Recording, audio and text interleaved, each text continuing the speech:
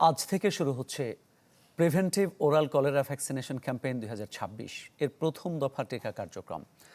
এ বিষয়ে আরো খবর জানাবো। ব্রাহ্মণবাড়িয়া থেকে সরাসরি যোগ দিচ্ছেন সহকর্মী প্রকাশ দাস। প্রকাশ, কয়টা থেকে এই কার্যক্রম শুরু হবে এবং চলবে কতদিন?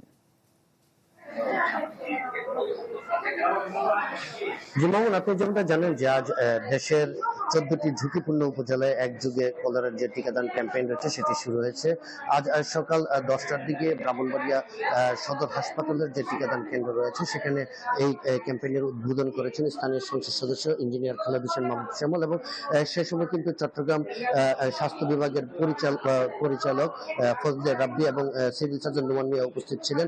আপনাকে জানিয়ে রাখি, ব্রাহ্মণবাড়িয়া জেলার দুটি উপজেলা, ব্রাহ্মণবাড়িয়া সদর এবং ব্রাহ্মণবাড়িয়া নবীনগর, এই দুটি উপজেলার 10,25,000 এক বছরের উপরে যারা বয়সী রয়েছেন, শিশু, নারী, পুরুষ সহ বিভিন্ন বয়সী নারী পুরুষকে কিন্তু আজ টিকাদান খাওয়ানো হচ্ছে এবং এই কর্মসূচির আওতায় পুরো জেলায় প্রায় 10,25,000 এবং সদর উপজেলায় 4,22,000 এবং নবীনগর উপজেলায় 6,03,000 মতো যারা নানা বয়সী রয়েছেন তাদেরকে কিন্তু টিকা এই কর্মসূচির আওতায় আনা হবে। তবে একটি বিষয় হচ্ছে, এখানে কিন্তু যারা গর্ভবতী নারীরা থাকবেন তারা কিন্তু এই টিকাদান কর্মসূচির বাইরে থাকবেন এবং যারা 1 বছরের নিচে শিশু রয়েছে তাদেরকেও কিন্তু এই আওতার বাইরে রাখা হয়েছে। তো জেলার সিভিল সার্জন জানিয়েছেন যে তাদের যে মাঠকর্মীরা রয়েছে ইতিমধ্যে কিন্তু তারা বিভিন্ন ওয়ার্ডে কাজ করছে। নগদ নিয়ে এলো হার না মানা হার অফার।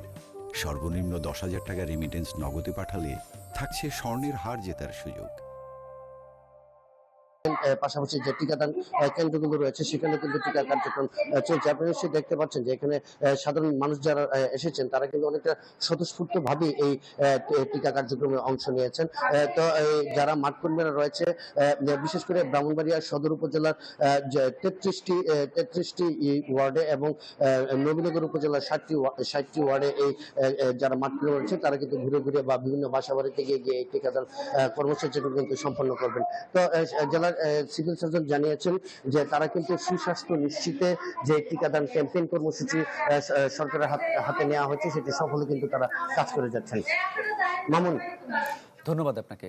ব্রাহ্মণবাড়িয়া থেকে কলেরা টিকাদান কার্যক্রমের বিষয়ে জানাচ্ছিলেন সহকর্মী প্রকাশ দাস।